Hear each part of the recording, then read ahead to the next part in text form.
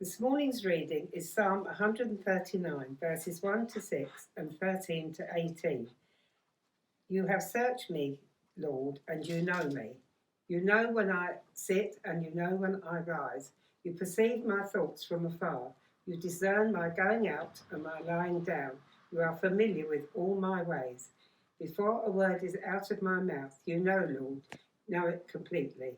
You hem me in behind and before, and you lay your hand upon me. Such knowledge is too wonderful for me, too lofty for me to strain. For you created my foremost being, you knit me together in my mother's womb. I praise you because I am fearfully and wonderfully made. Your works are wonderful, I know that full well. Your frame was now hidden from my frame was now hidden from you. When I was made in the secret place, when I was woven together in the depths of the earth, your eyes saw my unformed body.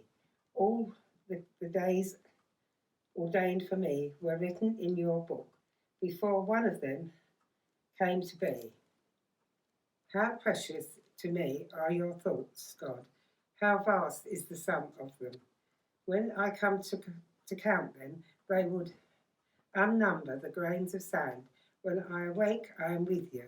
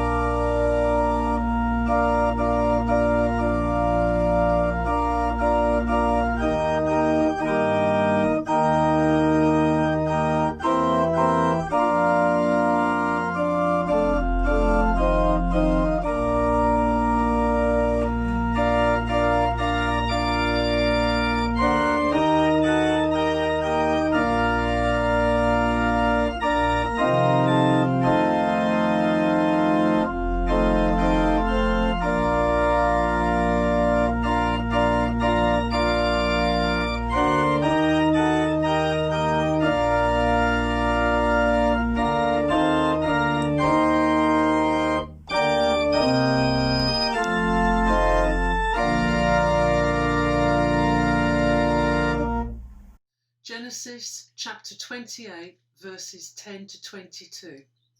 Jacob's dream at Bethel.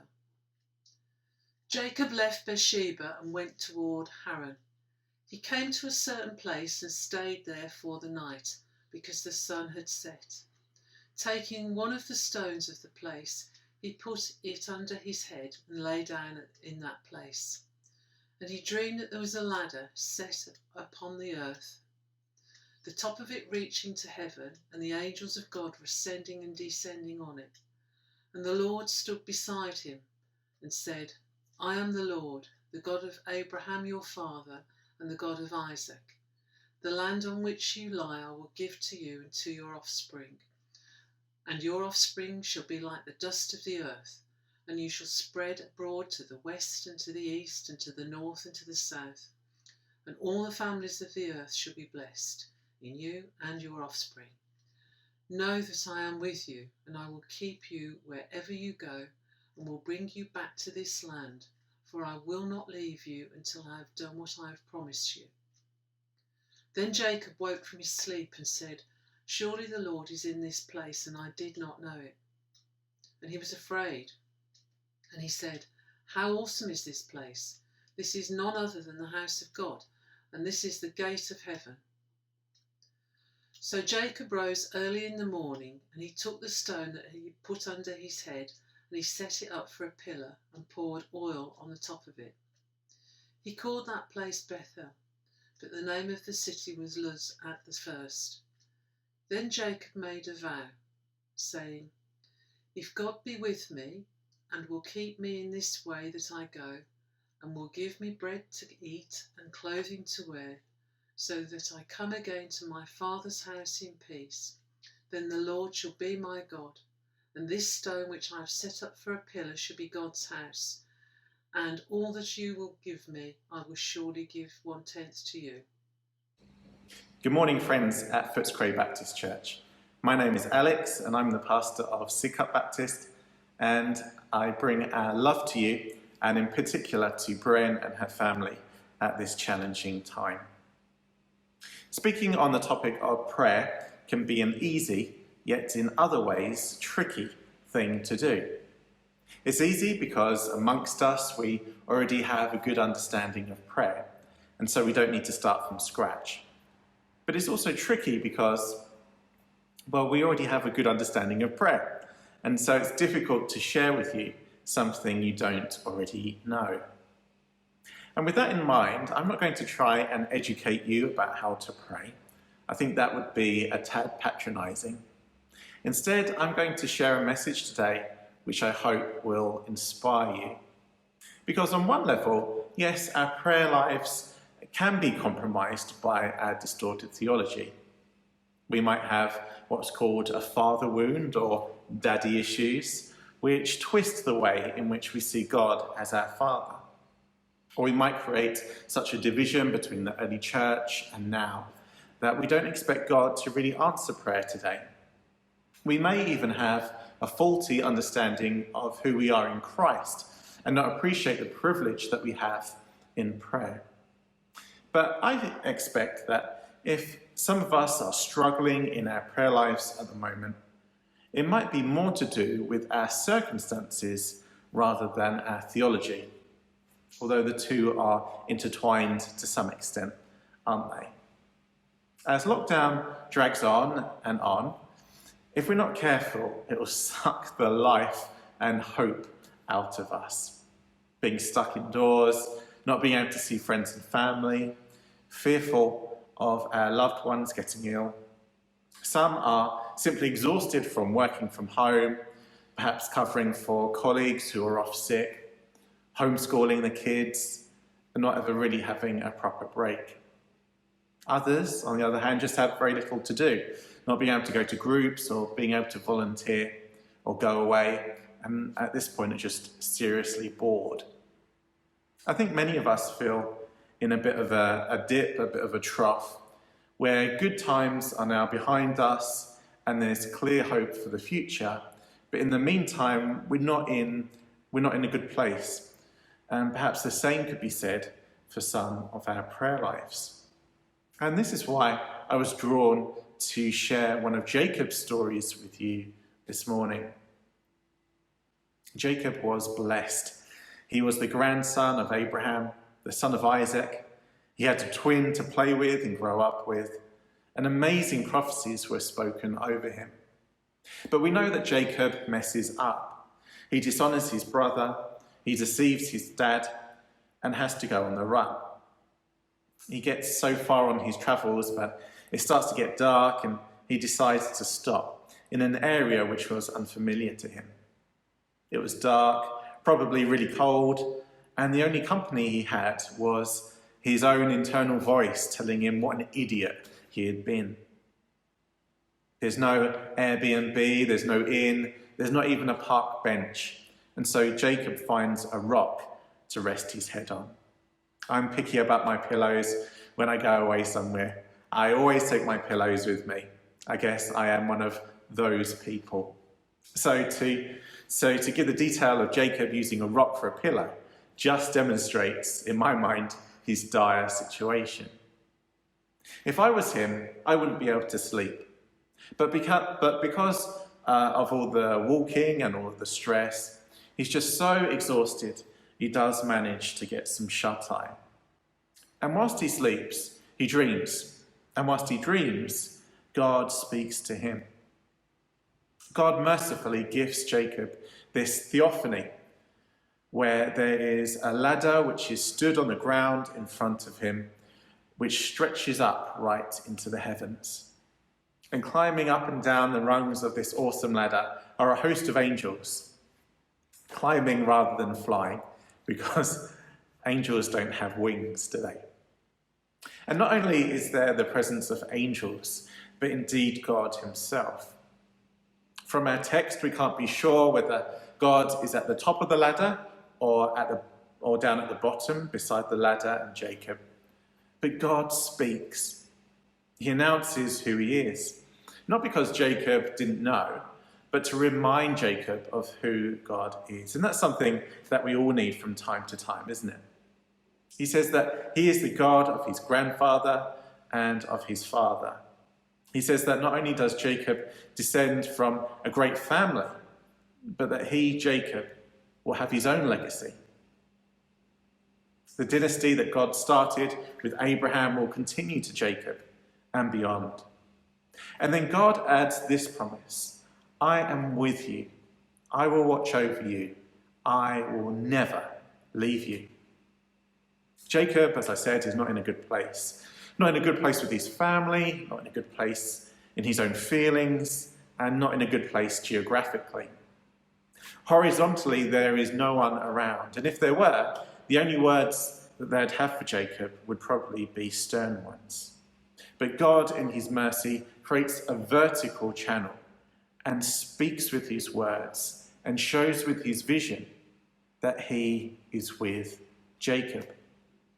Now, when Jacob wakes up, it's not like he's going to still see the ladder, and it's not like there's going to be some kind of celestial transit van following him wherever he goes, so that whenever he needs an encouragement, an angel will get out and set up the ladder for him. But Jacob has this wonderful thought that although he can't see it, there is a heaven, there are angels, busy angels, bringing heaven to earth, and there is God who is always with him. And he can thank God that he was given a vision of a ladder as opposed to a staircase. If you watch property renovation programs, or if you've given it a go yourself, you'll know how difficult it is and how expensive it is to move a staircase. You've got to support the ceilings and the floors, you've got to put up new joists, you've got to think about weight distribution, and you have to reconfigure a whole lot of your home's floor plan. You do not want to move a staircase unless you really, really need to. Ladders, however, are different. They fold up. They're light. They're easy to clean, easy to store. They're easy to move. If the vision to Jacob had been a celestial staircase, then he might have thought that this wonderful pathway between earth and heaven was fixed right where he was, and that if he ever wanted to reach heaven again, connect with heaven again, he would either have to live there or pilgrimage to that staircase. Or maybe, in a different sense, a celestial staircase might have fixed his experience to a particular time. That access to heaven was in the past, when around a godly family, before he messed up big time. Or maybe in another sense, a celestial staircase might be fixed to his level of holiness, that Jacob could only connect with heaven whilst he was being obedient and pious.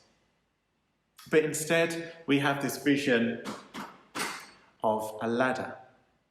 We could see it as a visual affirmation of what God had audibly said to him, that he would be with him wherever he went.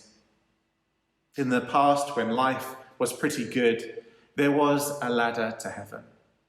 In this difficult season of loneliness and doubt and struggle, there is the ladder to heaven.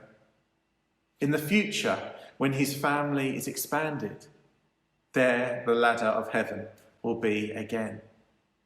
And I hope that this simple and straightforward vision is a helpful image for you today.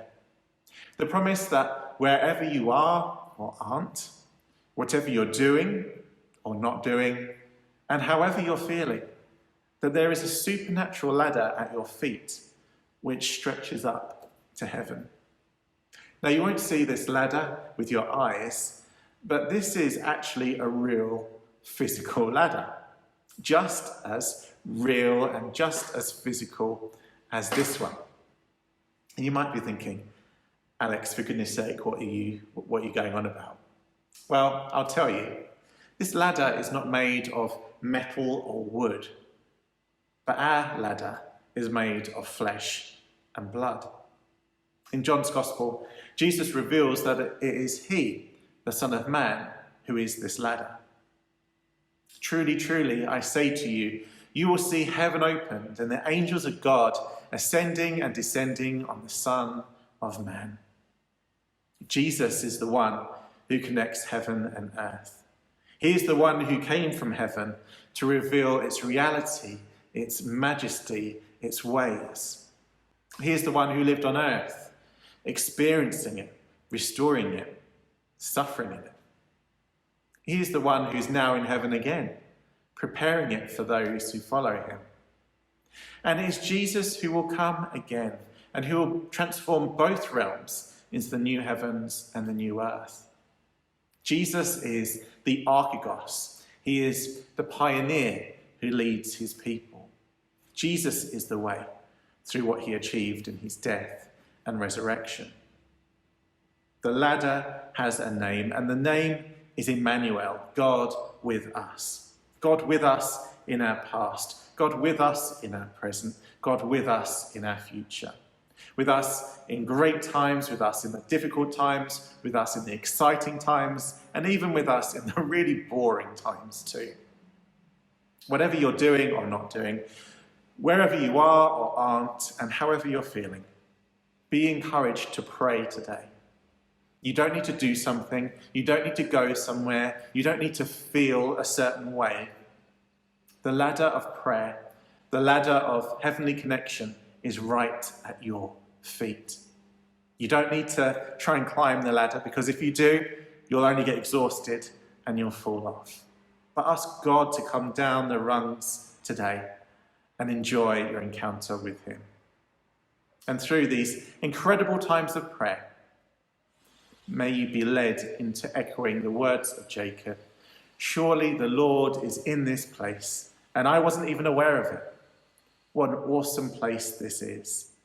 It is none other than the house of God, the very gateway to heaven.